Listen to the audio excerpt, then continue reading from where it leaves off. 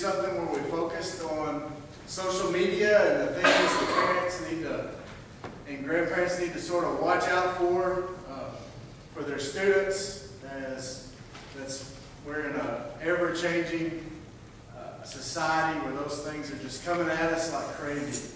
And we were talking about doing our children's training, and we were looking for someone to do that.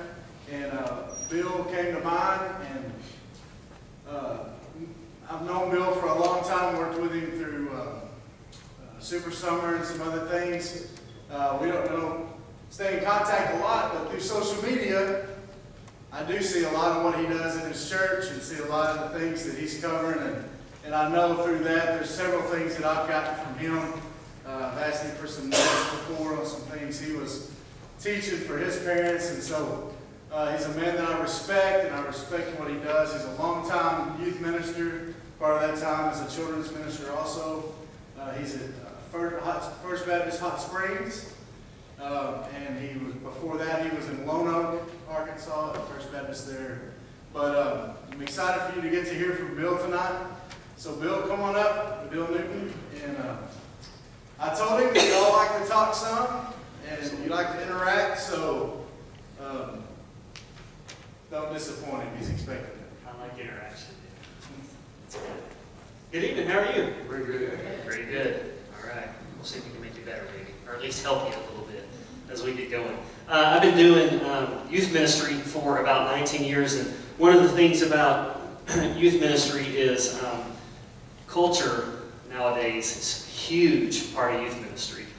It's almost like being a culture guru as best you can, along with being a Bible guru at the same time, because technology, especially the last 12 or 15 years, has really integrated and really changed the way that we interact with each other. So that's what we'll talk about today. I love interaction. I love questions. Obviously, I've got a handout there that's got 3 pages worth of stuff. I'm going to try to walk you through tonight. It's a lot to try to cram in a short amount of time. So there's not any fill in the blanks for time's sake, so we can just kind of walk through this. But as you have questions, please, please, please raise your hands. Anything I can clarify. I by no means know everything about technology. Sometimes specific questions, apps, different technology changes so quick. So really, the goal tonight really is 2-part. Is one, just to try to do an overview, help you think through some things with social media, and then also want to give you some resources that can help, that are really, really good resources for keeping up with what's going on, because technology does change so quick. And normally, by the time something hits the mainstream, it's already on its way out with the younger generation. And something new is already beginning to take its place. And so a lot of times, by the time we find out about something as adults, these guys here, they already got it figured out, they've used it, probably tossed it to the side, or in the process of that. Sometimes things change really quick. So let me pray for us as we get started, because though we won't dig into the Bible very much tonight, this is a huge spiritual issue. We'll get into that just a little bit. So let's pray. We'll dive in. Father, thanks for today. Thanks for the chance to love you, not just with our hearts and our souls, but also with our minds. And though tonight we won't be digging into Scripture just a whole lot, the idea of technology is certainly something that influences and affects our relationships with you and with other people. So certainly there are spiritual principles and applications behind the things that we talk through tonight. So give us wisdom. Pray you would guide our interaction and our time together, and pray again for wisdom. This is a huge topic in our day and age. For your name we pray. Amen. So did everybody get a handout on your way in? Anybody not get one? We got extras. All right. Very good. So I just want to walk you through what I called tonight was thoughts, repercussions, and the kitchen sink. Right, because we're just throwing a little bit of everything in with this. I want to give you some thoughts on social media and technology in general. There's some really, really interesting research that's beginning to show the effects of social media, both on the brain, spiritually, and also on relationships with people. So I want to walk through that, and then the kitchen sink part is just a whole bunch of different ideas, boundaries, strategies, resources, things to give you. So we'll just kind of walk through this again. If you got something, just throw it up and just shout it out. Walt Mueller, who does a lot of research, Walt is kind of one of the godfathers of youth ministry. He's been in youth ministry a long, long time. Did a great webinar on this about 1.5 years ago. So I've got on there much thanks to him, because some of these things I picked up and learned I picked up from him in this webinar that he did. And this first phrase where it says, this is the first generation of digital natives, that's a term that Walt uses that talks about this generation now. I've got a daughter who's 14 and a son who's 9. My daughter will be 15 in just a couple of months. All right, they are the generation, what he would call digital natives. My generation, many of you, your generation, no matter what generation you grew up in, unless you are these guys' age, all right, didn't have to deal with technology the way that the youth and the kids of today deal with it. I remember the first time I ever got on the internet in college. I was like, what is this? This is slow. I will never use this thing, all right? And of course, now everybody carries it on their hip, and you're like, how do we get along before this thing started, before this thing came about? And so this generation is getting all kinds of things that we never got, and they are experiencing things that we never had to deal with, at least on the level that a lot of times that they are. And so part of the repercussion of that is it's really too early to know the long-term effects. By the time my kids get old enough to have kids, we'll have some really, really, really good research to know for that first generation that are the digital natives. We'll have a lot more about the repercussions, but right now we're just trying to figure some of those things out, and that's where the boundaries will come in. So a couple of questions to start off. First of all, the question, what is social media and technology doing to us? Here, a great quote by a guy named Marshall McLuhan. He said this, we shape our tools, and afterwards, our tools shape us. Okay? In other words, what he says is, we create things, and then the things that we create, that we shaped, those things shape and change us. And it's a really interesting quote, because you don't think of it that way. A lot of times you think the message is the big part, but what we're finding out is the message is part of it, but the medium that it comes through is shaping us in ways that we never imagined. Let me give you a couple of examples. I have it on there. Loss of face-to-face skills, poor grammar and English skills, affecting sleep patterns, especially for teenagers, the rewiring of the brain. So what that means is, if you talk with job interviewers and you read about this in youth cultures, one of the things that HR people that work in human resources are beginning to have to deal with is people who are really smart, but they don't have any people skills. Like they can't interview. They can't function in a job where they have to interact with other people because technology has limited face-to-face interaction. And so people may know how to do a job, but they can't do the job well in a way that's successful because they've lost the interaction with other people. This first started showing up when telephones got popular in houses, because instead of talking face-to-face now, right, people were just talking over the phone. But now, especially with texting, I had a student a couple of years ago who wrote a note to her mom, and she gave me, they were going through some problems, and she gave me this 2-page handwritten note, and it took me forever to read the note because it was all in text language. She wrote the note just like she did text, so it used all these text abbreviations, all these kind of things, and it wasn't like you could just sit down and read it. I've talked to some English teachers who have students who turn in papers, who they write just like they talk in a text. And so you have this loss of the English skills. Even though they're learning it, they don't use it day to day because of the effects of texting, just in that it begins to ingrain casual conversations. There's been a lot of research lately on sleep patterns for teenagers, especially in college students, being interrupted about screen time, how if you're on a screen, whether it's a phone or an iPad or a Kindle or even a TV, but for some reason it seems to be a lot worse with electronic screens as opposed to something like a TV, but how that causes the neurons in the brains to get excited, and if you look at it 30 minutes or less before you go to sleep, interact with it a whole lot, and give your brain time to shut down, it causes sleep disruption, and it causes people not to have a good night's sleep because the brain is continuing to fire off because it didn't have a chance to shut down and sort of decompress before you get into all that. And then the rewiring of the brain's part. This is one of the things that has been fascinating. There was a great book written a couple years ago called Hijacked, How Pornography is Rewiring the Male Brain. And there's a chapter in there, it's a doctor who wrote this book, and he's got a whole chapter on how they've done these MRI studies for guys who are into pornography, and they've literally seen the neural pathways in the brain be rerouted. So in other words, it seems like God has created our brains to think about the opposite sex in a certain way. And the more exposure to pornography, they've seen those neural pathways be rerouted in a way that God did not create the brain to think about sexuality. And it is fascinating to see the effects of how just that particular type of technology and viewing those kind of things is literally rewiring the brain and have an effect. And a lot of that comes through social media, because in the age that I grew up with pornography, if you wanted to view that, right, you had to go down to the CD gas station on the corner, right, or go to your dad's, or go to your friend's house where his dad had it stashed under his bed. Nowadays, I can pull out my phone and in 5 seconds, I've got all the pornography I want. It's a lot more pervasive than it used to be. It's the same sin, it's just a lot more pervasive. It's a lot more readily accessible. And so because we have so much access to that, it can be viewed a lot quicker and a lot more and in a lot different ways than you used to view pornography. And so they literally mapped out with MRI studies scientifically how it rewires the brain. So it's a fascinating idea when he talks about, and this quote from him about the tools was years ago, like decades ago. Back in the 60s, I believe it was, when he published a book and said, we shape our tools, but afterwards they shape us. So a couple of influences and concerns that sometimes come with social media that's shown up. One is oversharing, okay, putting too much information out there. One is for schools and employers. Employees and or employers for jobs in colleges now will take an applicant and they will look through their social media stuff. They'll look through their Facebook, they'll look through their Twitter, they'll look through their Instagram, they'll look through all the things that they can find. And I've actually read some stories in the last couple of months of students who were accepted to colleges on scholarships, and then the colleges checked out the social media of the student, and they called them back and said, don't come.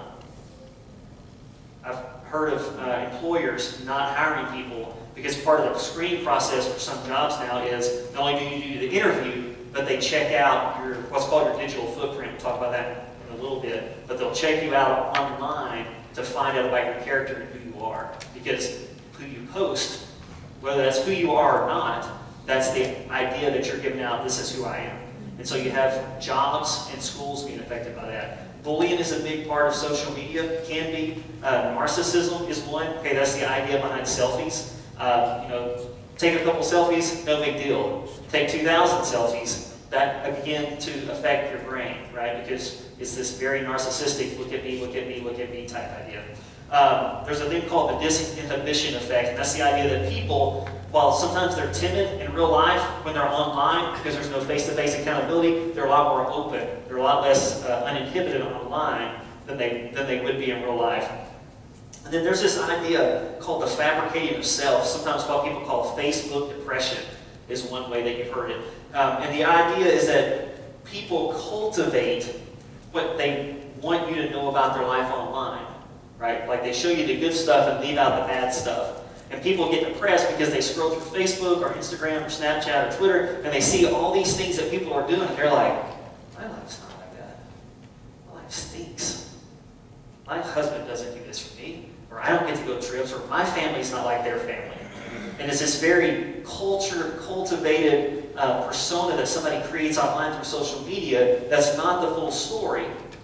And even though many people do the same thing with their own life, they assume nobody else does that. So their life is perfect. My life is not. You know what I'm saying? And that leads into this idea, and if you would, go ahead and bring that slide up, this thing called cycle of perfection. The social media cycle of perfection. So here's the way this works. Somebody posts something, that's the performance part, right? Like they do something online and they post it. And then they wait for feedback. They see how many likes they get, how many retweets they get. They see if anybody says anything about the way that is. Oh, you look beautiful, or oh, this is great, or oh, that's great. And then what they do is they interpret those results. And they think, okay, I got positive reinforcement about this. I don't normally do this. But because I got positive reinforcement, I'm going to go to that bottom part, that adjust myself. I'm going to change myself so that I do this thing more often, that everybody gave me a thumbs up for on Facebook, or gave me a little heart on Instagram, or gave me a retweet, or whatever it may be. And they adjust, and then when they make that adjustment, they repost again the performance.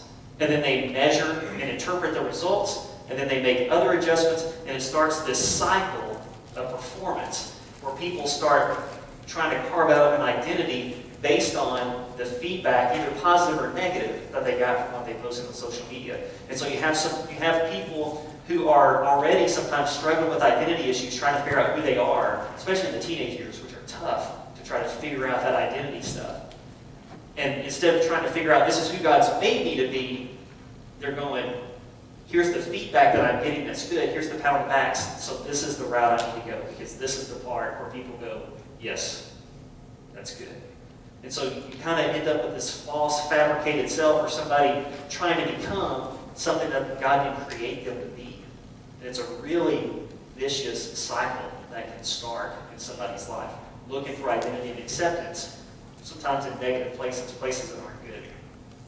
And then one other is together but never interact. And what I mean by that is, I was talking to a professor at Ouachita a couple of years ago, and he was talking about how different it was on campus. And he was a long-time professor there. And where his office is a window that goes up one of the main walkways of the OBU campus. And he said it was interesting. He said 10 years ago, students would get out of class and they'd walk down the sidewalk and they would talk. He said now when class gets out, I look down the sidewalk and everybody's walking together, but everybody's looking at their phones. Nobody's really talking and interacting with each other.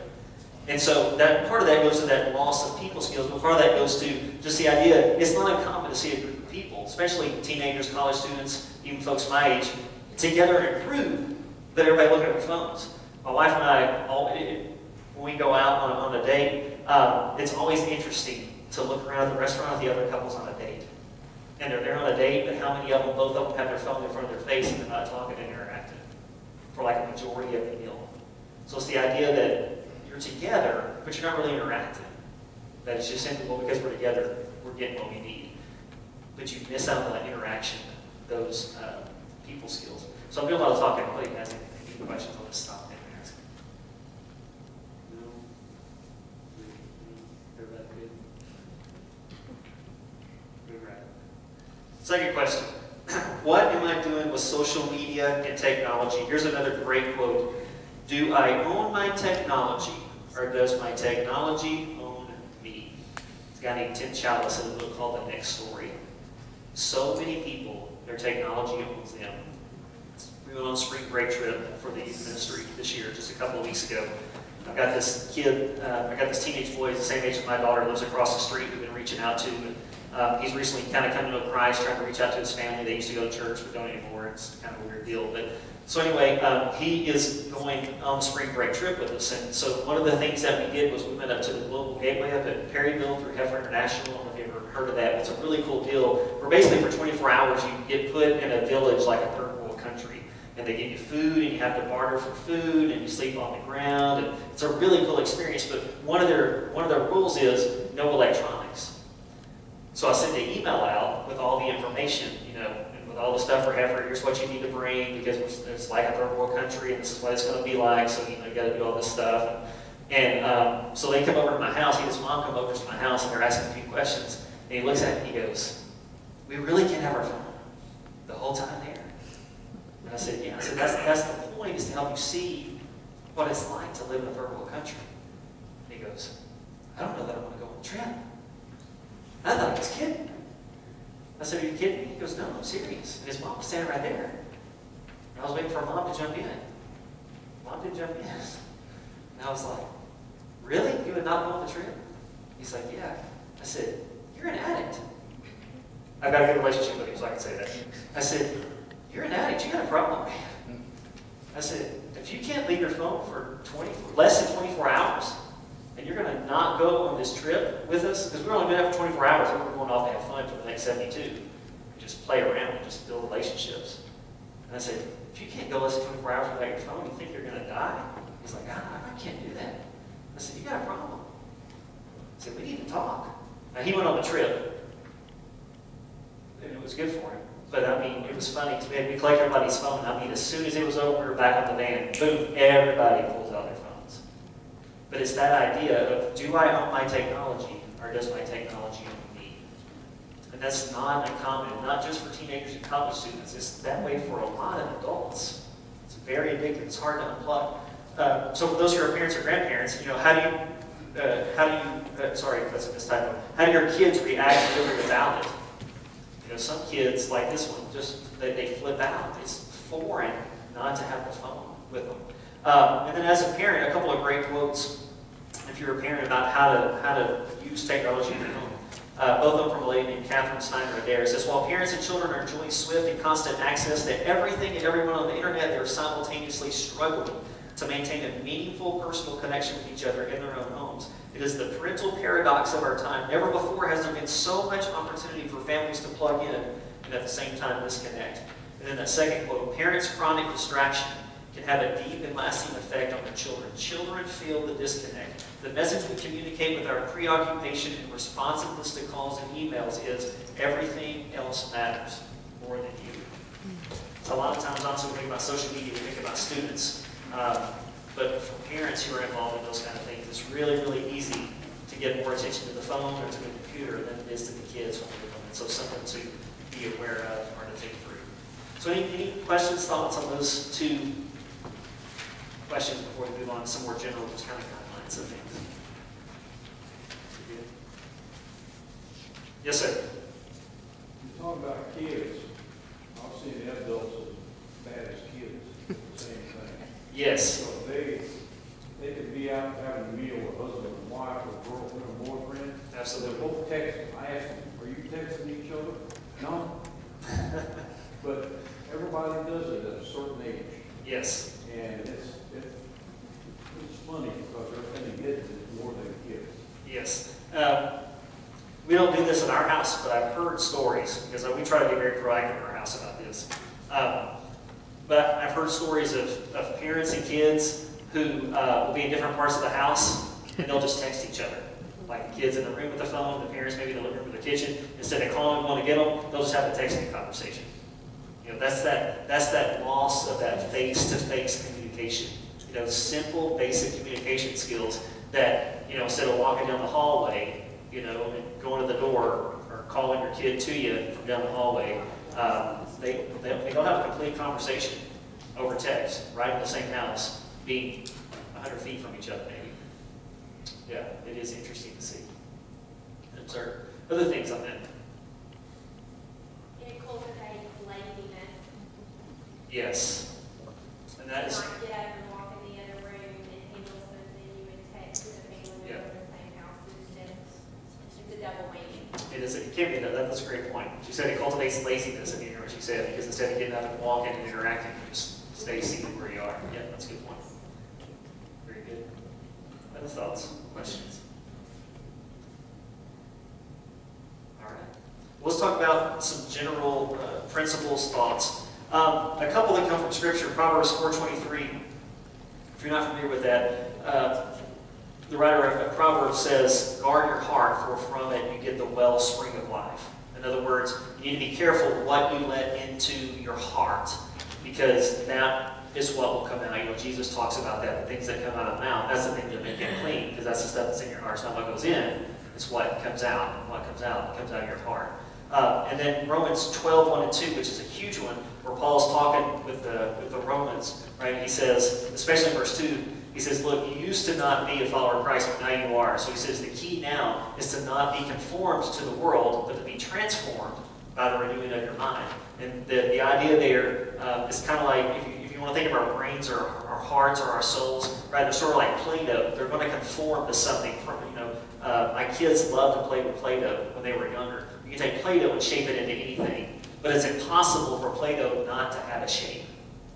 Right? Play-Doh is going to be shaped like something. It may just be a lump on the table, but it's going to have a shape. It's going to have ridges, it's going to be in a circle, or it's going to be flat. It's going to have our shape. You know, it's going to have a shape. Our minds, our souls, our hearts are the same way. It's going to be shaped to look like something. So what Paul says is, before you're a follower of Christ, right, like you're conformed to the world, you look like the world. But after you come to know Christ, that part of you that looks like the world needs to begin to be transformed to look differently, to look less like the world, more like Christ. So a lot of times people will think, look, the things that I watch, the things that I take in, the things that I listen to, none of those things really affect me. What Paul says in Romans 12:2 is those things have a huge spiritual effect on me.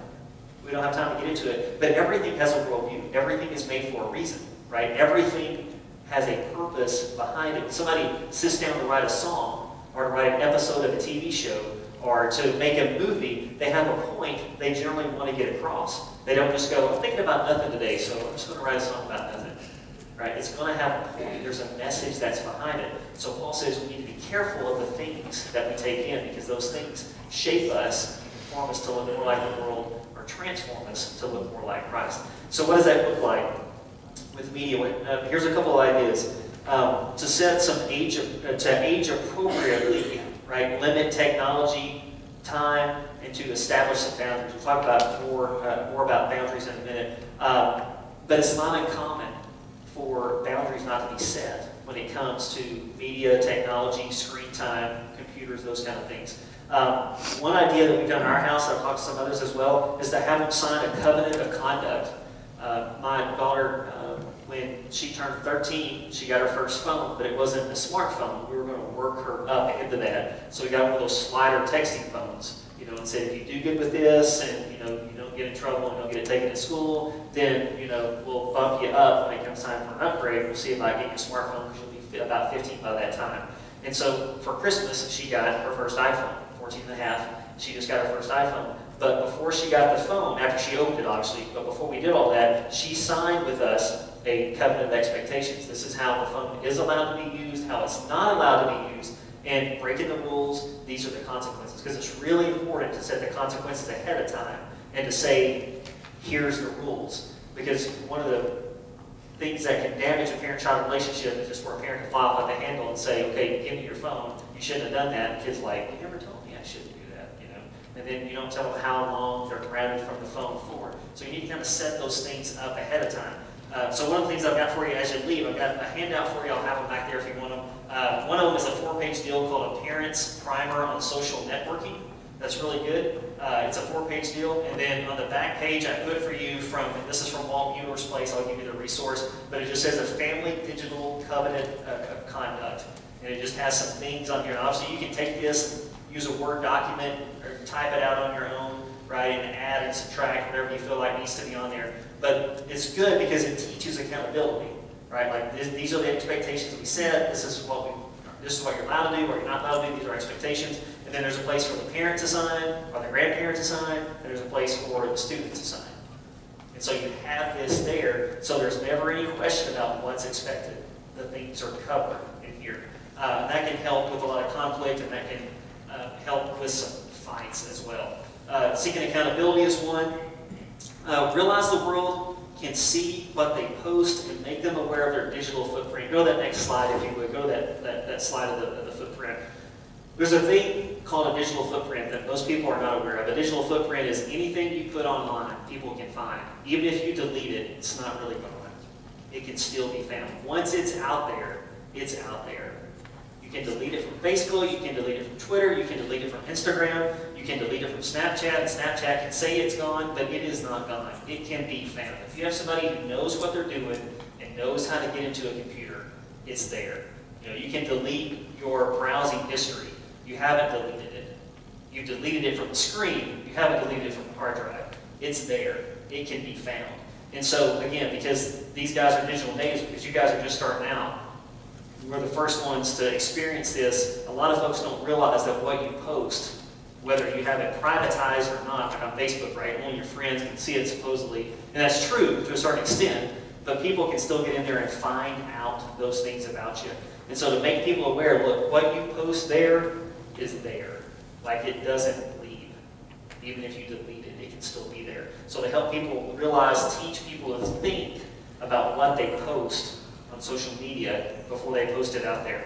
A couple of questions to think sometimes instead of just firing it off. Does it matter what you're about to post? Is it really that big a deal? Is it something that's useful to others? I'm not saying this is the only guideline, but just some things to think through. Does it promote or reflect kingdom of God living? Or does it promote or reflect kingdom of world living? Does it glorify God? Does it glorify me? And then ask yourself, why am I posting this? I mean, like, really, why am I posting this? One of the things I've had to do as a youth pastor that I hate, but it's just part of the job now, is we have kids in leadership. We have kids in our student band. We have a student leadership team. I talk to them about all this. Like, with your social media stuff, it is a witness. And if we see stuff that's out there, we're going to have a one-on-one conversation. And I had to pull a kid aside this morning who's in our student praise band because of some stuff he's been posting on Instagram. Song lyrics, right? Not his thoughts. their song lyrics, they have cuss words in them. He changes the cuss word, right? He changes the vowels to letters, so you don't have to read the actual cuss word, but it's still there.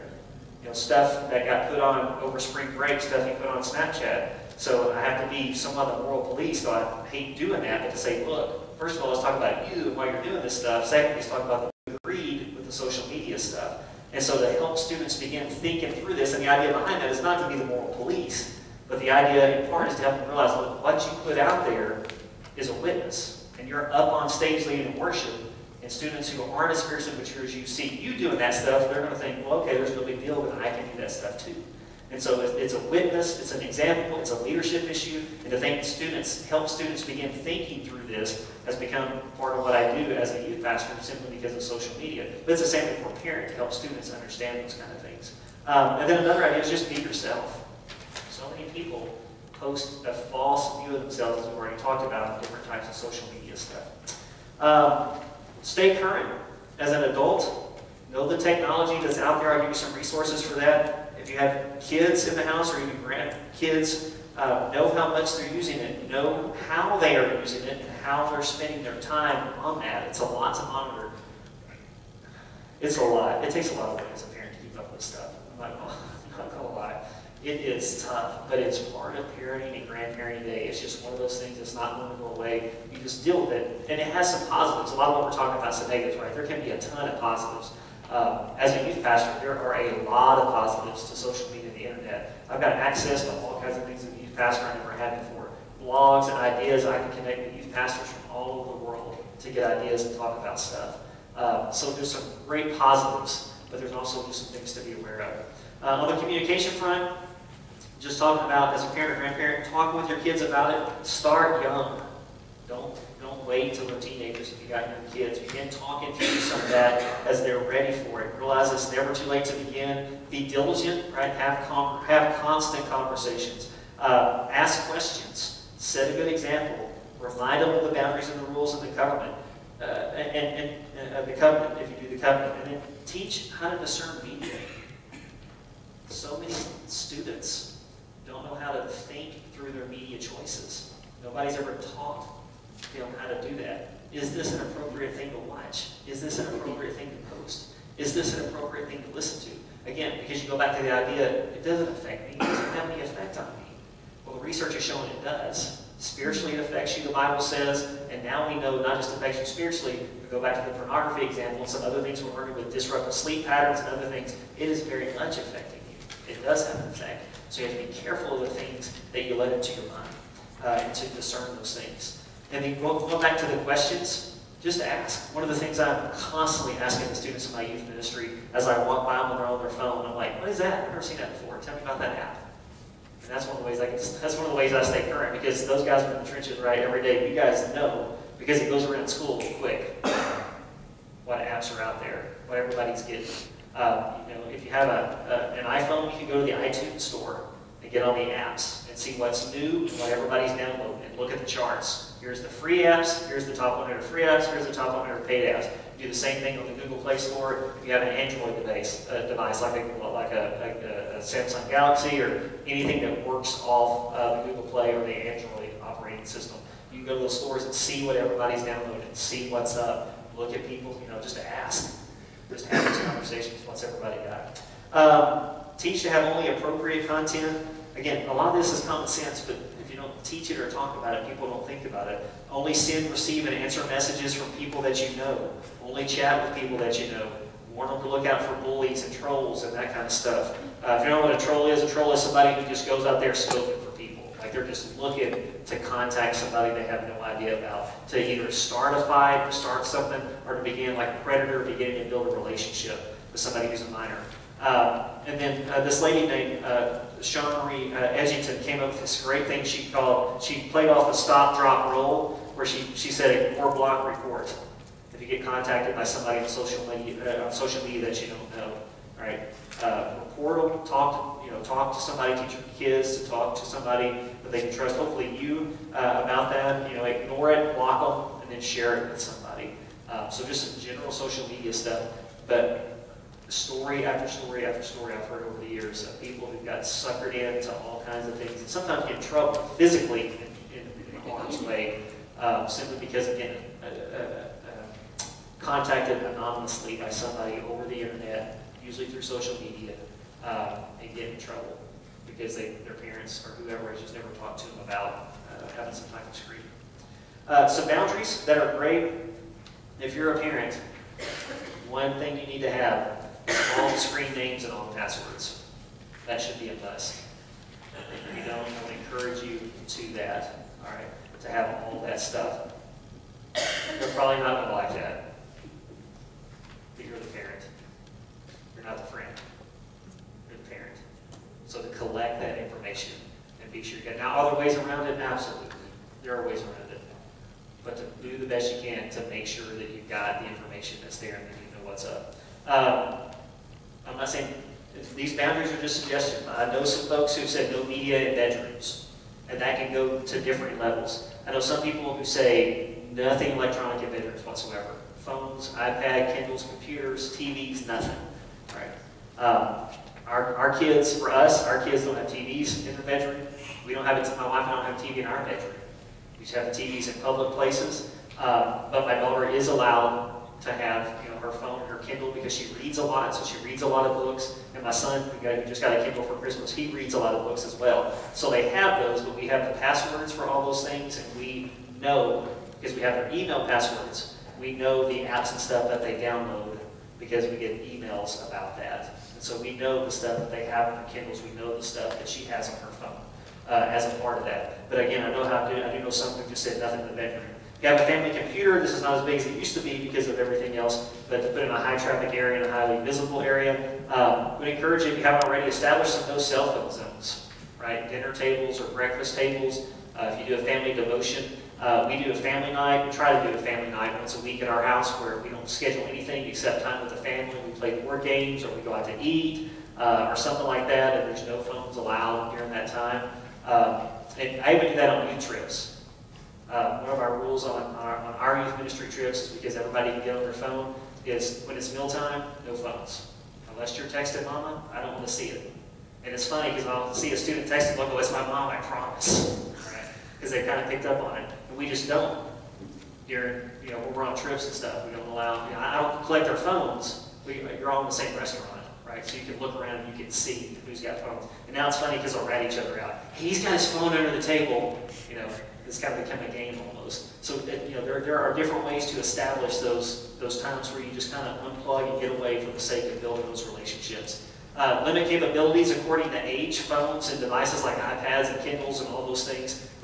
You can limit various things on there. So one of the things on my daughter's phone that's limited is her ability to search certain websites. There's actually, it's really cool the way the iPhone is set up for parental controls that I can go into her settings and set a different password than her phone has. So she can't go in there and change those settings. And nobody has that password except for me and my wife.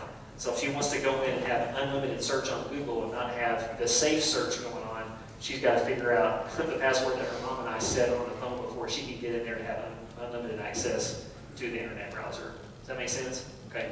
And so you have a lot of devices that are like that. My son's Kindle, we set up that way.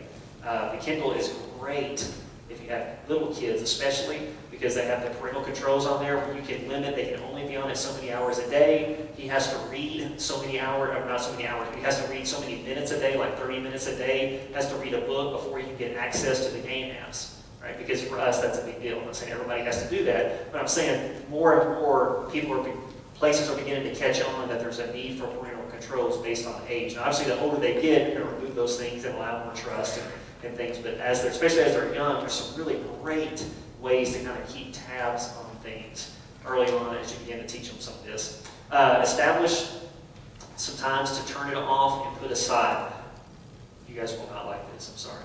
One of the things I think parents should do is at night there should be a cutoff time and you take all the electronics because it is messing up sleep patterns.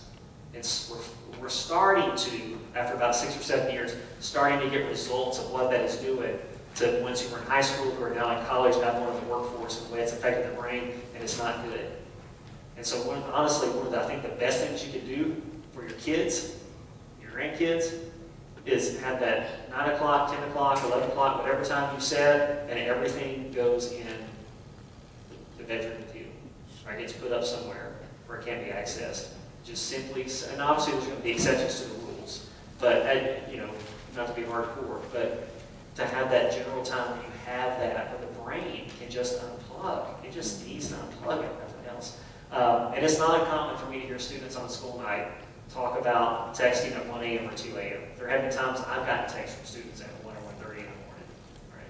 Now, I don't hear them because I don't have my phone on, but I get up in the morning and see them like, what are you doing up at 2 o'clock? Or, you know, I'll get up and I'll check Twitter, I'll get up and I'll check Instagram in the morning just to kind of see what's going on with my students. It's a great way to keep up with what's going on with students. If they're posting at 2 or 3 in the morning, I'm like, no wonder you're tired all the time. You're up half the night goofing around on social media.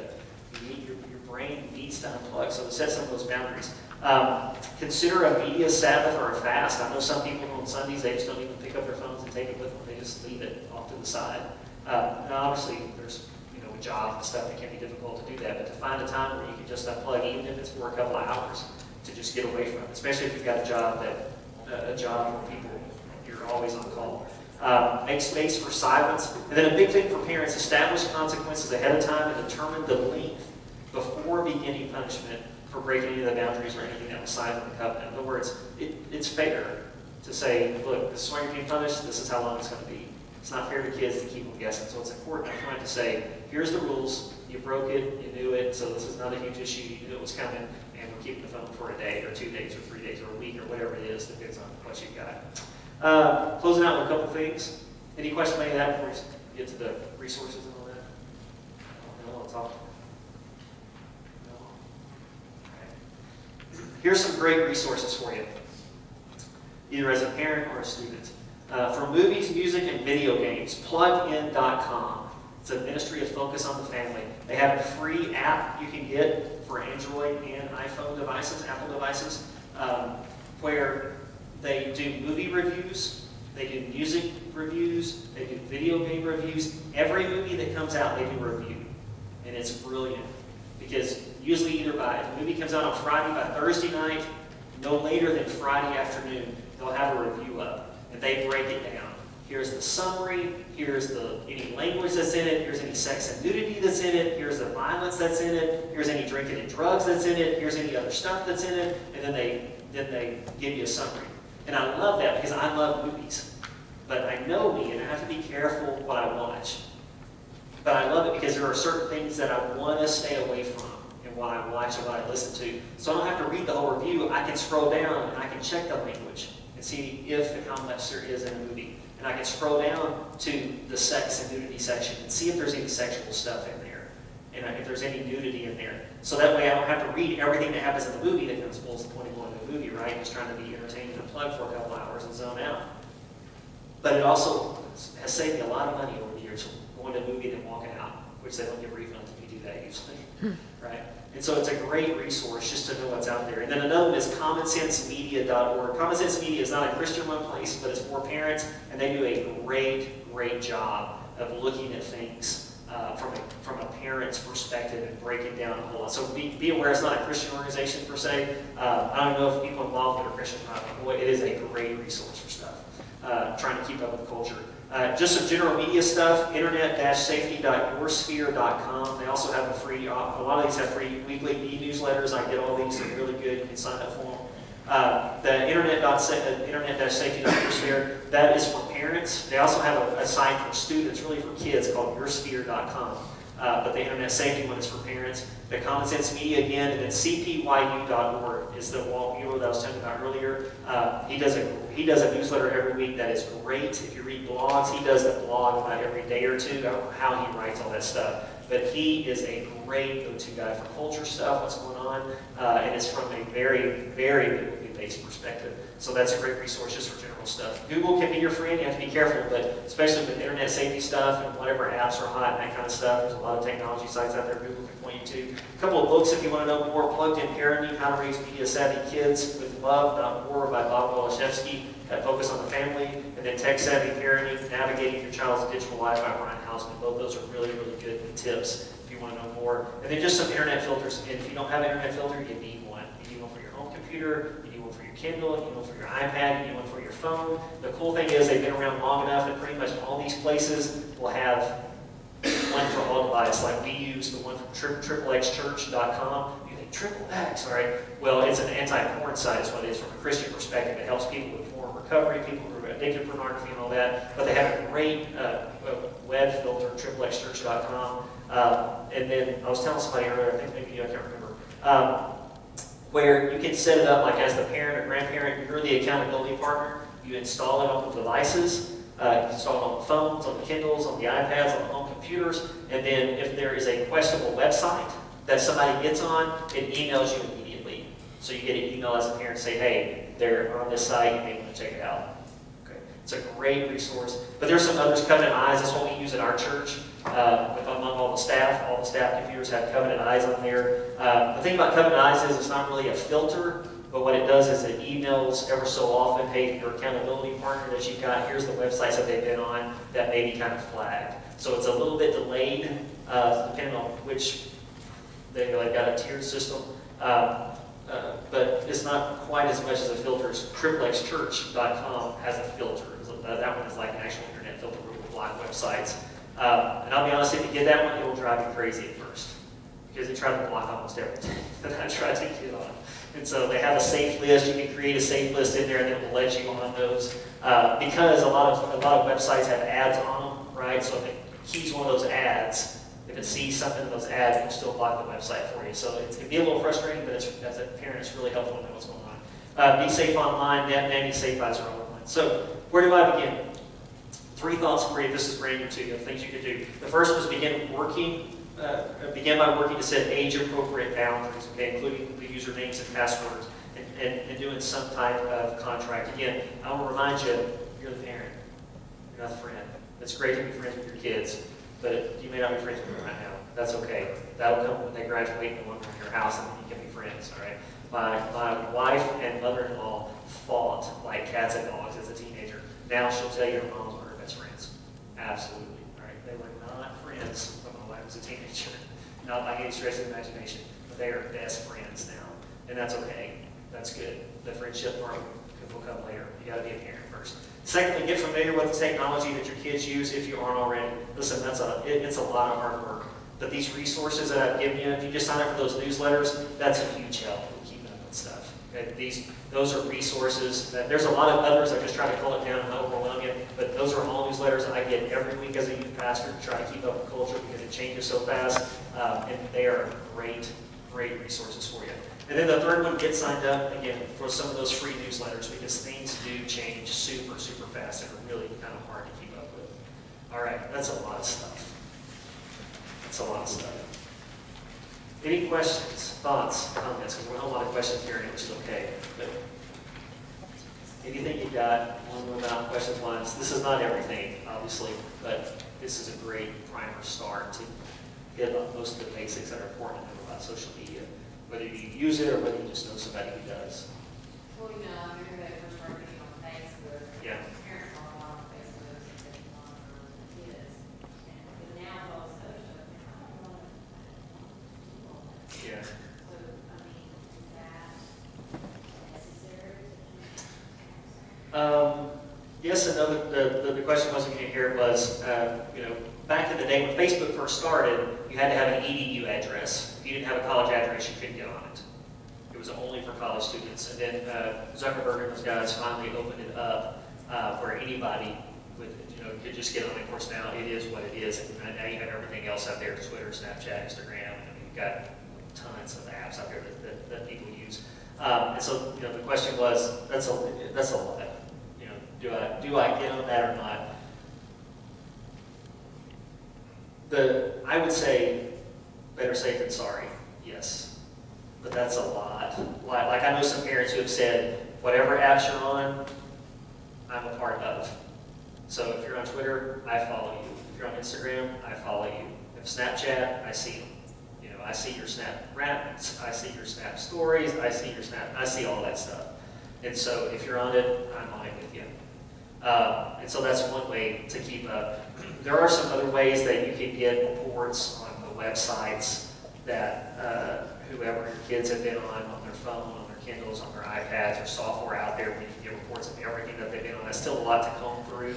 Another thing would be to have one main email address where everything is registered through, where when they download an app, if you go to Kindle and download an app, you go to iTunes, or you go to the Google Play Store and download apps for Android device, it emails you a receipt of that, even if it's free. And so that's a way to keep up with some of the things that have been downloaded, because there are ways on phones and other devices to hide apps that have been downloaded, to hide them. They're there, but you don't see them unless you know where they're hidden. And so it's even looking at your kids' devices, there's still stuff on there that you may not know is on there. So there's a couple different ways that you can do that and keep up. But I mean, if you really, the best way to be involved is to know what's going on and be afraid for everything. That's a lot. It's a lot of work. But that's part of fighting for your kid. It's a short-term deal. You only got it for a few years, so it'll be a limited fight for you. But here's a way to do it. Good question. Other thoughts? Questions? You're really quiet. I don't know if that's good or bad. It's just a depressing subject. Yeah, it can be. It's probably one of the things that discourages me most in ministry, because on the back end, like we are, we can look back and go, yeah, that stuff I thought as a teenager was this, that's where most of your scars come from, honestly, and most of your regrets come from. And it's hard to help students see that. And the deal with that now is, whereas a lot of ours were private, a lot of theirs are public. And once it's out there, you can't get it back. And there's a big difference between a private scar and a public scar.